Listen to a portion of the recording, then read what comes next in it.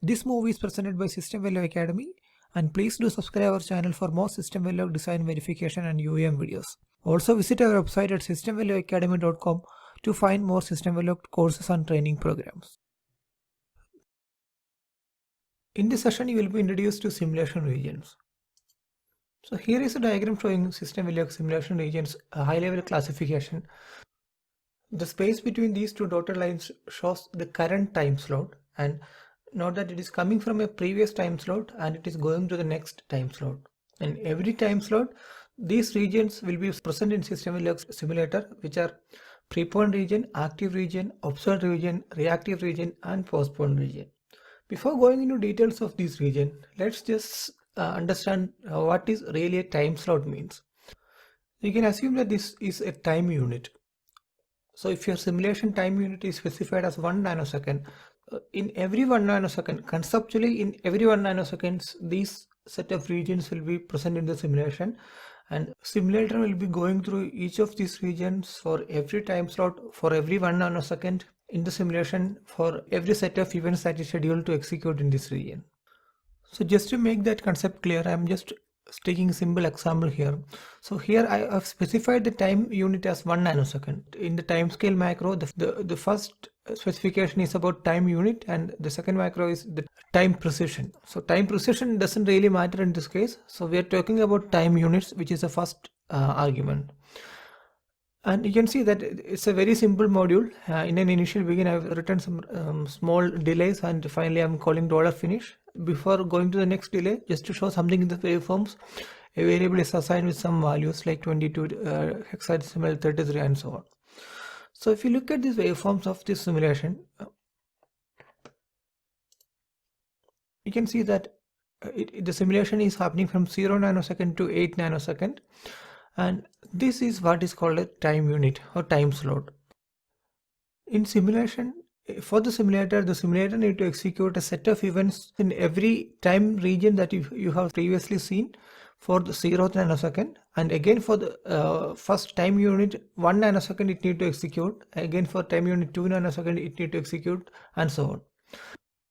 But if you look at the waveform, you can see that after 0 nanosecond, a change in this variable A is happening only at the 3rd nanosecond. So the code says after the first time unit, a change will be happening only after 2 time units.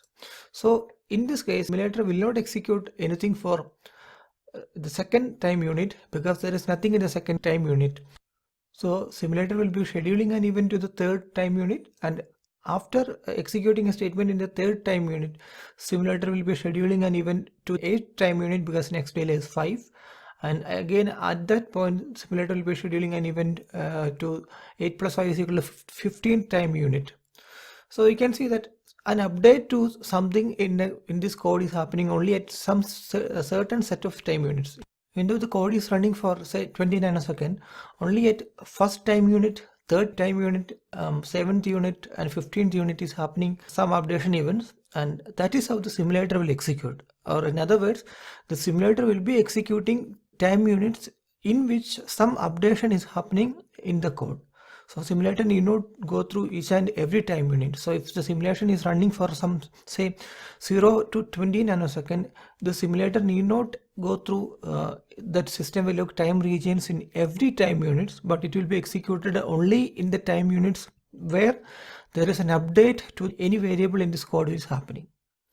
And the simulator will come to know by scheduling an event to the next update. So when it is executing a first line of code, it will schedule an update event to the 3rd time unit. In the same way, after executing this, the simulator will execute an update event to the 7th time unit, and so on. So that is how the simulation will be progressed in System Verilog simulation. Now you will be able to understand this diagram more clearly. So this is any specific time unit that is in the simulation, and in every time unit there could be up to a maximum of this many subregions in this time unit, and there is an order in which this execution of things happen in every time unit. So the first execution will be in preponed region, and the second execution will be in active region. Next it will go to observed, then reactive and postponed region, and finally it will go to the next time slot.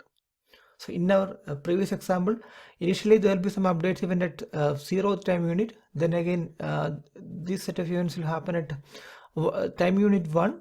Then the next set of events will happen at time unit 3 because there is nothing at 2. And again, these set of events will happen at time unit 8. And again, it will happen at time unit 15 and so on. Now this is a simplified diagram of system value of simulation regions, and the actual region diagram will be looking like this. The main difference is in active region and reactive region there are 3 more sub-regions.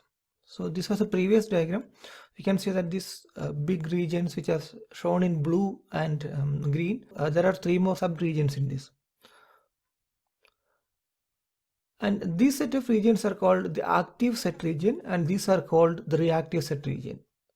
Now coming to the sub-regions, again the sub-regions, first region is called active region, this is reactive region, and this is NBA or non-blocking assignment region. So here don't get confused with the names. These are active, these active and reactive terms are used to refer these sub-regions, but these 3 regions together will be called as active set or active region. And again, in reactive region, there are regions corresponding to these 3 regions in the active region, which are reactive region, reactive region, and NBA regions. So the naming is a little confusing here, but in general, this is your active region and this is your reactive region. And in both these active and reactive region, there will be subset called active, reactive, and NBA regions. Also note that some kind of feedback is possible from some regions same time slot. So what does it mean is, once an event is coming into a preponed region, everything that need to be done in preponed region will be done in the simulation, then it will come to active region. So while executing events in active region, it is possible that some events is getting scheduled in the same time slot, and the execution will go back to this active region again and again will schedule new events. In the same way, after coming from active to reactive region or to NBA region, it is possible again to go back to the same time slot active region again, and this feedback can happen a number of times, and this is really dependent on the functionality of your code. And after active region, the next region executed will be the observed region, and again it is possible to go back to the initial active region beginning from observed region. But this feedback is very rarely used in simulation and in code. We will discuss in detail while we discuss this observed region in the coming sessions. But again, a feedback is possible from here. And coming from observed region, it will be going to reactive region.